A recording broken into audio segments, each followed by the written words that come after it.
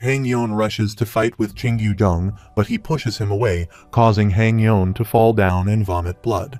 Cheng Yuzhong remarks that a person like Hang Yon is the patriarch, adding that compared to Chen Enjai, he's nothing but an immature kid. He expresses gratitude to Hang Yon, stating that thanks to him, he'll be able to write a new history for Miram. He predicts that the future generation will call him the one who defeated the demonic cult, King Hang Yon. Hang Yon disagrees, thinking that it can't be true. If he loses, he doesn't want to resort to this. He then runs to attack Cheng Yuzhong. However, in the end, Hang Yon is forced to retreat after a series of attacks from Cheng Yuzhong, who is described as a beast. With this, Cheng Yuzhong forces King Hang Yon to retreat and establish himself as one of the 5 strongest, succeeding the previous patriarch. He reflects that when he returned to the cult, he received the news that his wife had passed away. He recalls that the demonic Dr. Baek Jonwoo had stated the cause of death was poisoning. Cheng Yuzhong conducted a thorough investigation into the cult, but could not find the culprit. He considers that what worsened the heartbroken Cheng Yuzhong's condition was the aftereffects of the blood god reversal technique. Even during his wife's funeral, he would lock himself in the training room and battle the hallucinations and the severe headaches caused by the aftereffects. King Hang Yon bleeds profusely and laments that he arrived too late. He reflects that he continued to rage and wail until all the walls were painted with his blood, desperately holding on to his sanity as he felt he was losing it. He considers the possibility of losing his child, feeling scared at the thought. It takes until the winter of that year for him to emerge from the training room. Cheng Yuzhong observes that Cheng Yuzhong, who emerges from the training room, is much different from before. There is a new coldness on top of his already expressionless face, and he becomes very cynical as he stands in his room. He wonders who in the world could be responsible, with his only concern being Chen Yo-woon. He believes the culprit is definitely among the 6 clans. He fears that if he continues neglecting the 6 wives from the 6 clans, his child might be in danger. He mentions that they're preventing him from learning martial arts. Marakiam agrees, adding that Lady HWA promised the 6 wives that she would not allow him to learn breathing techniques. He concludes that this means the child is already in a dangerous position. Meanwhile, Marakiam agrees and states that according to the demonic doctor, Lord Chen Yo-woon was already poisoned before while he was away at war. He considers if Chen Yo-woon did that to protect the child, HWA Yon, and wonders what he should do. If he followed his heart, he would just tear apart and kill everyone. He reflects on the day when Cheng Yuzhong decided to change the demonic cult so that the 6 clans would no longer be its foundation. He resents his father, acknowledging that although he wanted to raise him under his protection, doing so would make it harder to track down the culprit who poisoned HWA Yon. Despite feeling like his heart is tearing apart, he decides to use himself as bait in order to protect himself from suffering the same fate as his mother. After a while, he recalls 10 years later, on Demonic Academy entrance day. Lord Chen Yuzhong feels unable to hide his nervousness. In order to maintain his facade, he tries his best not to show it. He addresses the students, urging them to train their martial arts at this place and become the cult's strength, believing it to be essential. He looks at Chen Yo-woon and recognizes the child at a glance because he resembles HWA Yon so much. The resemblance nearly chokes him up, but he turns away. Returning to the present, he asks if the right guardian is taking in that child. Marakiam confirms it, and he instructs to inform the left guardian and to take action. He emphasizes that he can't let his son fail the first and second tests. Marakiam agrees and says he will pay off the security guards at the infirmary. He reflects that about 2 months have passed, and right before the 3rd test, the Sword Sect had finally taken the bait, breaking the promise not to study the demonic blood reversal technique. The Red Martial Sword Clan, part of the Hazy Demon Sword Clan, was found guilty as subjects for testing.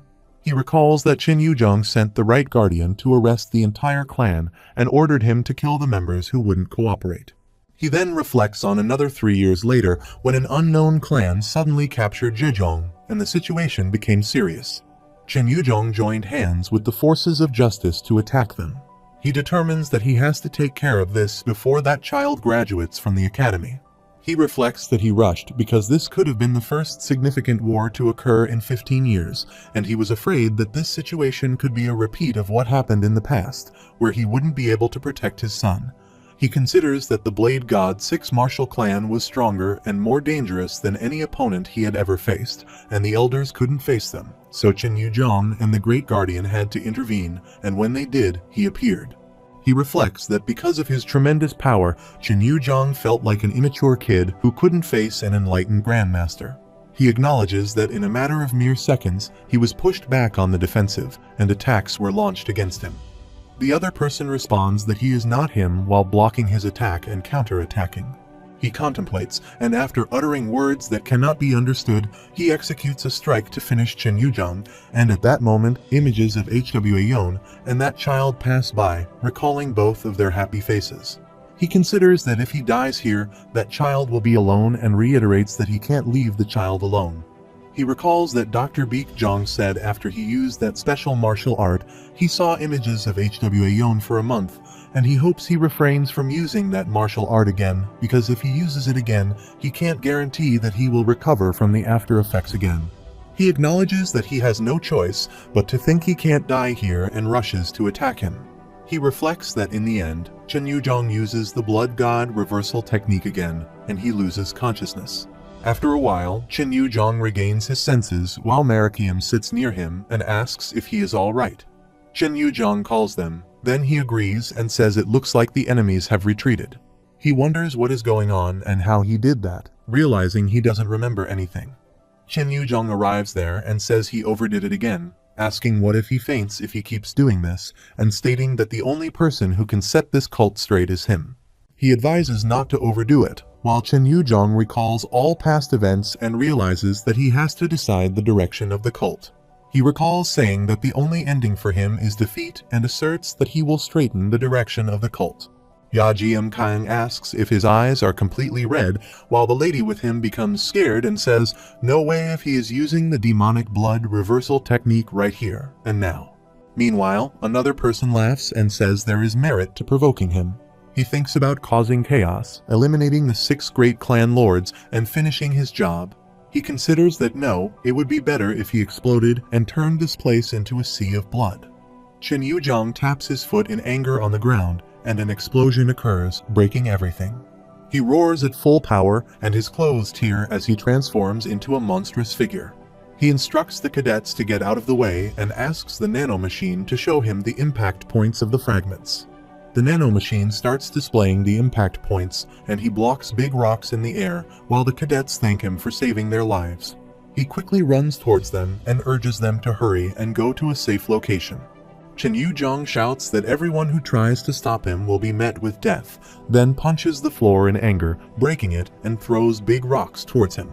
He quickly approaches him, putting a hand on his head and the other hand on his chest, and instructs the Nano machine to start scanning. The Nano machine acknowledges and begins scanning.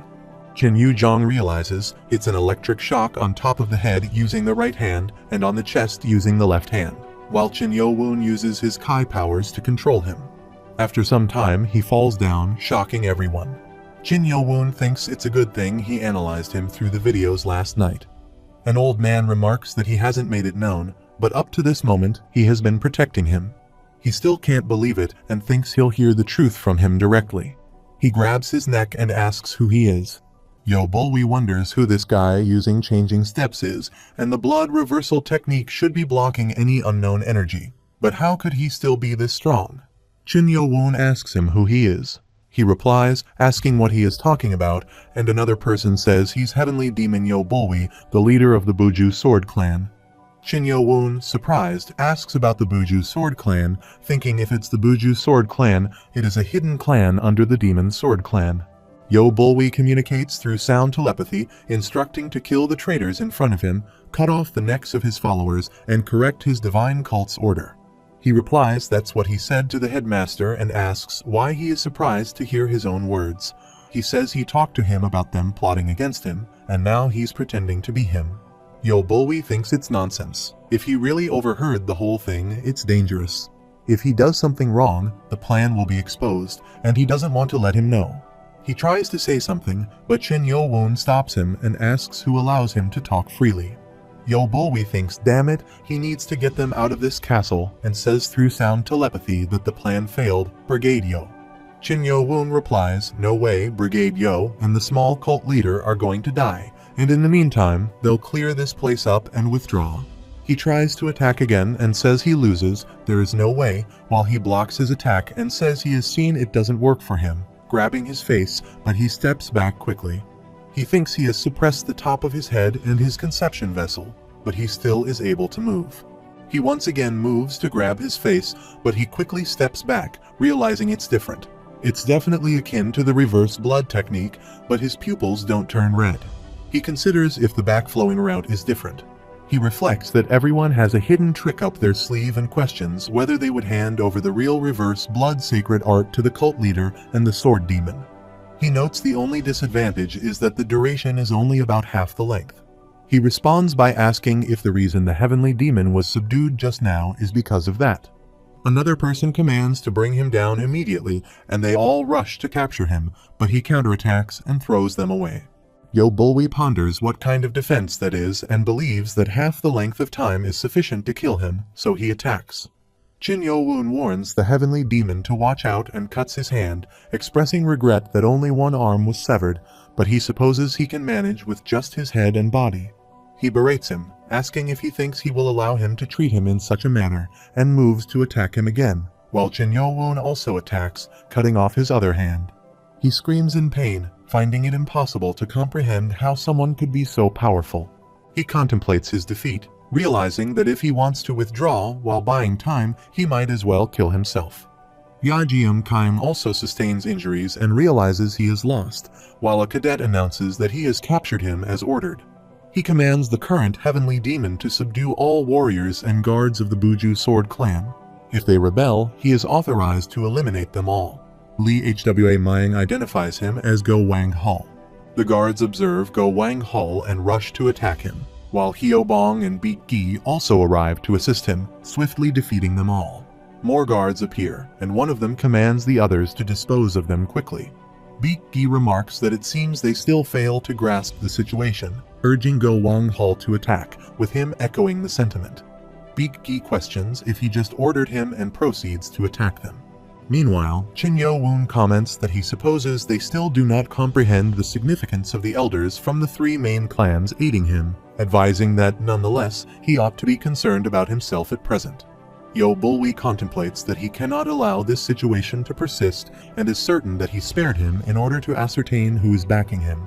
He contemplates that rather than surviving and enduring torture, it would be better to reverse his Kai flow and end his own life.